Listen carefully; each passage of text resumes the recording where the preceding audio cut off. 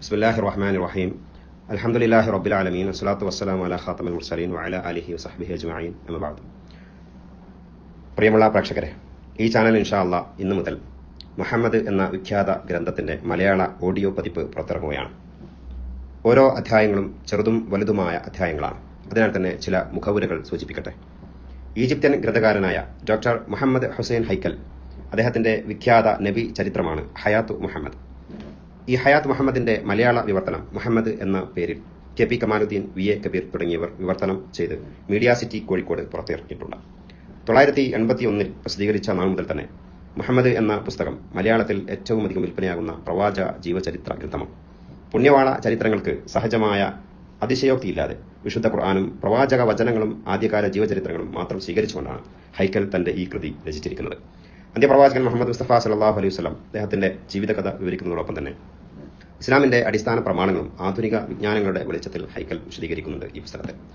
English അടക്കം ഒരുപാട് ഭാഷയിലേക്ക് വിവർത്തനം ചെയ്യപ്പെട്ട മഹാഗ്രന്ഥമാണ് ഹയാത്ത് മുഹമ്മദ്. ഇൻഷാ അല്ലാഹ് ഈ ഓഡിയോ പതിപ്പ് തികച്ചും അള്ളാഹുവിന്റെ തൃപ്തി കാംക്ഷിച്ചുകൊണ്ട് മാത്രമാണ് പുറത്തിറക്കുന്നത്. ഇൻഷാ അല്ലാഹ് നിങ്ങൾ എല്ലാവരും പ്രാർത്ഥനയിൽ ഉൾപ്പെടുത്തുക. മുഹമ്മദിലെ ഓരോ അധ്യായങ്ങളും പ്രത്യേകതകളുണ്ട്. ചിലത് അധ്യായങ്ങൾ വളരെ ചെറുതായിരിക്കും, അപ്പോൾ ആ എപ്പിസോഡ് ചെറുതായിരിക്കും. ഇനി ചില അധ്യായങ്ങൾ വലിയ അധ്യായങ്ങളായിരിക്കും. തീർച്ചയായിട്ടും ആ അധ്യായങ്ങൾ വലിയ എപ്പിസോഡായി തന്നെ പുറത്തിറക്കേണ്ടി വരും. ഇൻഷാ അല്ലാഹ് എല്ലാവരും പിന്തുണയ്ക്കുക, പ്രാർത്ഥിക്കുക. ഈ ഒരു ഉദ്യമം പൂർത്തീകരിക്കുവാൻ അള്ളാഹു അനുഗ്രഹിക്കട്ടെ എന്ന പ്രാർത്ഥനയോടുകൂടി ഇൻഷാ അല്ലാഹ് ആരംഭിക്കുന്നു. ബിസ്മില്ലാഹിർ റഹ്മാനിർ റഹീം. അൽഹംദുലില്ലാഹി റബ്ബിൽ ആലമീൻ. വസ്സലാത്തു വസ്സലാമു അലാ ഖാതമിൽ മുർസലീൻ വഅലാ ആലിഹി വസഹ്ബിഹി അജ്മഈൻ. ഒന്നാമത്തെ അധ്യായം അറേബ്യ ഇസ്ലാമിന് മുമ്പ് എന്ന അധ്യായമാണ്. ഈ അധ്യായം 19 പേജുകളിലായി ക്രമീകരിച്ചിരിക്കുന്നു. ഈ ക്രമീകരണം ഒരു എപ്പിസോഡിൽ തന്നെ തീർക്കുവാൻ സാധ്യമല്ല. അതിനാൽ തന്നെ വ്യത്യസ്തമായ അധ്യായങ്ങളിലൂടെയായിരിക്കും കടന്നുപോകുക. അറേബ്യ ഇസ്ലാമിന് മുമ്പ്. മനുഷ്യ നാഗരികതയുടെ ഉൽപ്പത്തിയും ചരിത്രവും സംബന്ധിച്ച ഗവേഷണം ഇന്നും നിലച്ചിട്ടില്ല. 6000 വർഷങ്ങൾക്ക് മുമ്പ് തന്നെ ഈജിപ്ത് മനുഷ്യ നാഗരികതയുടെ തൊട്ടിലായിരുന്നു എന്ന് ഗവേഷണങ്ങൾ തെളിയിക്കുന്നു. വളരെ കാലത്തോളം ആ സിദ്ധാന്തം നിലനിന്നു. അതിനു മുമ്പുള്ള കാലഘട്ടം ചരിത്രാതീതമാണെന്നും തദ്വാര അതേപ്പറ്റി ശാസ്ത്രീയമായ പഠനം അസാധ്യമാണെന്നുമാണ് ഗവേഷകർ കരുതിയത്. എന്നാൽ ഇന്ന് മെസപ്പൊട്ടോമിയൻ, ഫിനീഷ്യൻ നാഗരികതയുടെ ഉൽപ്പത്തി കണ്ടെത്താനും അവ ഈജിപ്ഷ്യൻ സംസ്കാരത്തിൽ സ്വാധീനം ചെലുത്തിക്കൊണ്ട് അതിനു മുമ്പാണോ അതല്ല ഈജിപ്ഷ്യൻ സംസ്കാരത്താൽ സ്വാധീനിക്കപ്പെടുമാറ് അതിനുശേഷമാണോ നിലനിന്നത് എന്ന് തിട്ടപ്പെടുത്താനും വേണ്ടി ഇറാഖിലും സിറിയയിലും പുരാവസ്തു ഗവേഷകർ ഖനനം തുടരുകയാണ്. അതിന്റെ ഫലങ്ങൾ എന്നുമാവട്ടെ, ചൈനയിലെയും വിദൂര പൗരസ്ത്യ ദേശങ്ങളിലെയും ഭൂഖനനങ്ങൾ തിരുത്തിയിട്ടില്ലാത്ത ചില യാഥാർത്ഥ്യങ്ങളുണ്ട്.